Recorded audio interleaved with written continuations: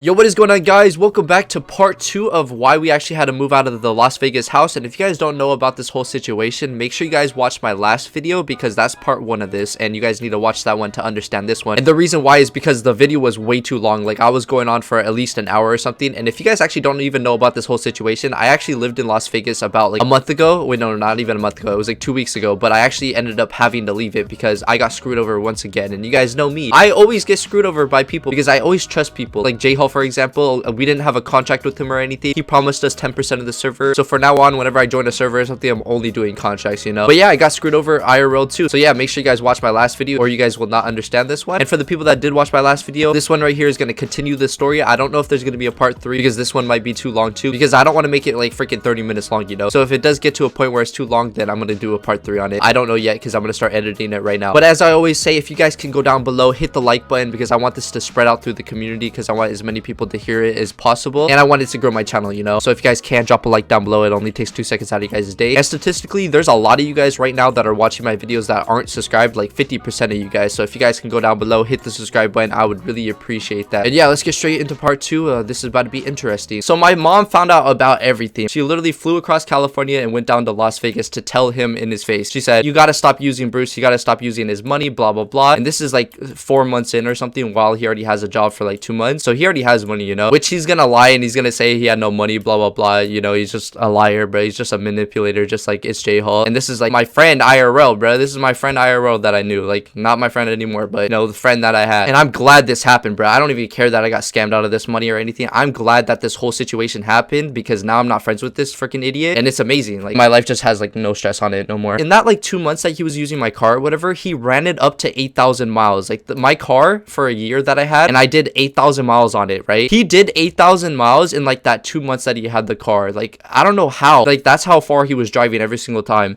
and it was a brand new car and everything, right? And he was just using it for like taxi purposes, and he would not get his own car. Like, I kept on telling him, like, I told him at least like twice or 3 times, I was like, yo, when I get to college, like, you got to get your own car, because I was planning on going to college. I was like, yo, you got to get your own car, like, when can you get it? And he was like always stalling. He didn't even like sound like he wanted to get a car. He was like, yeah, I'll get it in a couple months, blah blah blah, even though he had money. Like, he was borrowing money from everybody, so like he had money. Like, I know how much he had around like I think $1,000 to $2,000 at one point, but he didn't even want to spend that money on like a car or anything. He wanted to like go to the strip club and, you know, type of stuff like that, not pay people back. This is gonna be a long story, by the way, guys, so get your popcorn. So yeah, after my mom told him that whole thing, like, stop using his car, stop using blah blah blah, stop using it for his money, like, go get your own stuff, you're an adult, you, like, when you move to Las Vegas, you promised him that you're gonna get your own car or like carpool with your family or whatever. And he was like, oh, and then he didn't even say okay or anything. He just like disrespectfully just like left, right? So he left for like 6 days, and he kept on, like, during those 6 days I was sick. Like, I actually had like 105 fever or 101 or something. I had a really bad fever and I was shaking and everything. And while I have my fever, Eric is literally calling my mom every single day and texting her like, yo, can he come pick me up from work, please? Can you come pick me up from work? Is he ready yet? Like, acting like I'm a freaking doll or something, right? Like, acting like I'm a doll, even though I have 110-degree fever or like 105 or whatever. Like, I'm over here dying in bed. Can he come pick me up? Can he come pick me up while I'm dying in bed, right? Like, I could die, but he doesn't even care. Like, the man just cares about him getting picked up. And my mom was like, no, you gotta figure out something, you gotta get your family to like pick you up, blah blah blah. So she kept on saying that for like the 6 days or whatever, to see what happened, like to see if he'll buy his own car. And instead of buying his own car, he was like, yo, Bruce, we need to talk. And my name is Bruce, by the way. So he was like, Bruce, we need to talk. So he came over to our house with his family's car, in which I don't see what's the problem, because their car is like a $2,000 car and my car is like a $50,000 car, and for using it for like taxi purposes like every single day is like really ruining my car, you know. And if he gets in a crash, he doesn't have that money to like actually like fix the car and everything. I would have to fix it out of my own pocket. My car is really expensive. Like, if something like hits it, then I have to pay like $5,000 for that door. If something hits it, I have to pay like $5,000 for that light bulb, you know. So I was really scared, and he can run up my insurance, so I was really scared of that. But he wasn't scared of anything. Like, if anything happens, he'll just like let me pay for it. Here, I'm gonna get into this part of the story really quick. He flattened my tire twice, right? Twice. He paid for the first one, but then the second one he couldn't pay for because he flattened the tire so badly that they had to change out the whole new tire. So each of my tires cost about $400, so I had to pay for it. I had to pay $400 for him flattening my tire. Like, what the hell? He got a blade in it, and he was like, yo, just add it onto my tab, I'll owe you that money, you know. And I've never seen any of my money, bro. Like, I never seen any of my money. He also got a ticket with my car. I had to pay for it, but he actually paid me back for that one. So like, I give props to him. That was the first time him ever actually paying me back. He got a ticket on my car. I think they ran up the insurance a little bit, I don't know. My mom didn't even know about that. It was like a $400 ticket. I had to pay that, and then he paid me back like in a week or something. something. I don't even know. So yeah, everything he does, I always have to pay for it. Like I'm his dad or something. He's the same age as me, by the way. He's just like J-Hall, like similar to J-Hall, like always promises you stuff, but then he never does it. He always lies to you, but he never admits it, you know? Where was I at with the story? I think I was at like the point where like he's coming over. He's gonna like come over to talk to me because my mom has been like telling him like, do not ask Bruce to like pick you up from work. Tell your family to like drop you off. So he's at that point where he's like, you know what? I have to talk to you. So he came over to the house driving his car over, not his car over, but his family's car over. And so he comes over to tell me this. He's like, yo, it seems like you guys don't want me to live here, so I have to move out. Basically, he said that. And I was like, what do you mean we don't want you to live here? I just don't want you to use my car. I don't want you to use my money. I don't want you to use that. Like all these stuff, I pay for it. So it's like mine. Why should I have to let you borrow it to destroy my stuff so I have to pay for it in the end? And he was like, well, if you can't let me do that, then I have to move out. Basically, that's what he said. And he called it borrowing, but it's not borrowing, bro. Like the man cannot pay me back. Once you borrow something, you can pay the person back, but you cannot pay me back, bro. You're literally just taking my stuff at this point. And every time that he would take my car and stuff, I would be stuck at my house for like 10 hours of the day and I wouldn't even be able to do anything. So he's literally just taking my life away from me, basically, for that whole 4 months. So he's at his family's house right now using all their like stuff. I don't know how their life is right now, but it's gonna be a living hell with him because that man is like a baby, a big baby, and he won't do anything on his own, you know? Like everything he gets in life is not on his own. He gets it from his family. Like his job at Walmart, he didn't even get that for himself. Like his family had to get him that. And it's Walmart. Driving to Walmart 4 hours every single day is like living like hell when you can drive only 10 minutes away to this Walmart. Like why do you have to go to that Walmart specifically? It's just so annoying just because it's closer to his family's house. Like if you really want to be that close to your family's house, go move in with them. But the reason why he never wanted to like get his family to drop him off at work and stuff like that is because he thinks it's really disrespectful. So for him to think that's disrespectful to ask his family to like, oh, can you come drop me off at work? For him to think that's disrespectful, why doesn't he think it's disrespectful to like use my car and use me for my money and stuff? Like why does he only think it's disrespectful because it's his family? It's because it's his family and he only cares about his family. He doesn't care about anybody else. Literally does not care about anybody else. If it's not blood related, he doesn't care about anybody else and he just cares about the stuff you have, like the money you have. And he's one of those people where he always like makes fun of people, like makes fun of gay people. And my crew, like the people we hang out with, like we don't do that type of stuff. We don't make fun of gay people. We don't make fun of anybody, basically. Like we're not gonna make fun of you for your features. But him, he always makes fun of people for his features. He always like, oh, he's gay, ha, he's gay, you know, stuff like that. Like it's just really disrespectful. And like my friend Kenny, he even called him out on it. He's like, you gotta stop doing that, bro. But he was just like, why? It's funny, you know? He's just a weirdo. The kid was the worst person to move in with. Like I didn't really know him until I moved in with him. I thought he was a really cool dude, but ever since I moved in with him, nah, that all changed, bro. So while my mom is like telling him that he can't use my stuff, I have this all recorded. He was like, yo, I'm not talking to you, I'm talking to Bruce. He literally said it in that tone. He was like, I'm not talking to you, thank you, like all sarcastically. And he had 3 people with him inside my house, and my mom and me were the only people there that were like family or whatever. And my mom is like really short woman. She's only like 5 foot and I'm like 6 foot, right? And he was literally talking to my mom like he wanted to like hit her and beat the crap out of her, and like his family was staring at her like staring at my mom like they wanted to beat the crap out of her and just mugging her, you know? A little short Asian woman that's 60 years old or whatever, they're staring at my mom like that just because I don't want to let him use my car and blah blah blah, you know? I don't want to let him use my stuff. And I paid for the whole house, by the way, the whole deposit, and we signed a year lease, so like we have to stay there for a year or they can like ruin our credit. And if you guys don't know what credit is, like you need that in the future. Like credit is like everything. You need it for like getting a house. But this guy trusted us. This landlord really trusted us. He was like, yeah, you can move in if you guys show me some money. So like I showed him like $20,000 and I was like, yo, can we move in? So he was like, yeah, you guys can move in. Like if you actually have that much money, you guys can move in. But usually landlords do not do that. Like this is like 1 out of 100 landlords that would do that. So I really respect him for actually doing that. But it just like turned out everything really bad. Eric is like causing all this trouble. Like his uncle broke my door, right? His uncle, like I'm not gonna say his name or anything, but his uncle broke my door. But then Eric is making me pay for half of it. Like he was like, just tell the landlord we're gonna pay him $300 and you pay half of it and then I pay half of it. His uncle, his family broke the door and then he's trying to make me pay for it. Like what the hell? He's always trying to make me pay for things. Why? Like that's not my family, bro. I didn't tell him to break the door. You told him to break the door, so you're responsible for it. I didn't tell him to break the door. I was sleeping in my bed and then you were trying to make me pay for it. Like what the hell? And then everything that I do, like if I flatten my tire, he won't like pay for it, you know? But if he flattens my tire, I'll have to pay for it because that's how his mind works. If you do something, you pay for it. But then if I do something, you pay for it. Like what the hell? That's how his mind works. It doesn't make any sense. I think he was worse than J-Hall, low-key. And I didn't think anybody was worse than J-Hall, but I think he's worse than J-Hall because J-Hall owed me money. But this man used me for my money, used me for my car, used me for everything, disrespected my mom right in front of me after I let him borrow all that money, borrow my car for like 4 months or whatever. Like he was living life. He was living life for free in Las Vegas. Like I just cannot believe that my own best friend did that to me. And now he's living in Las Vegas and I'm living in California, which like that man is over there burning in the heat. It's like 110 degrees degrees there. And I'm really glad that all this happened because I got to see the true side of my best friend. But yeah, there's a lot of things like to this story. There's like 80% of the story missing, you know, but this is like all the freaking things that he was doing to me. And till this day, he still doesn't think he's in the wrong. He's trying to play victim card and say, oh, Bruce is wrong for letting me borrow money, you know, stuff like that. I don't even understand, bro. That's where I'm gonna stop it off. But this is not the full story, by the way. There's like a bunch of parts missing to it, but this is like a summary of it. This is like if you go in the back of the book that you're reading and just go read the summary basically. But there's a lot of stuff that's in between everything, which I don't know if I'm gonna be making a part 3 yet, which I think I should, because some of his family has been texting me like a bunch of stuff, and it's like the stupidest conversations I've ever had. So if you guys want me to actually like react to their conversations live on camera, make sure you guys leave a like on this video right here and drop a comment saying like make part 3 or something like that. And if I get a lot of comments and a lot of likes on this video, then I'll make a part 3 if you guys actually want to know that part, because this is just like the short summary of it. So anyways, this is where I'm going to be ending it off. If you guys made it this far into the video, make sure you guys go hashtag, just put an L down below, okay, because I want to see how many of you guys actually made this far into the video. And it's been tasty, and my guys, peace, some dudes.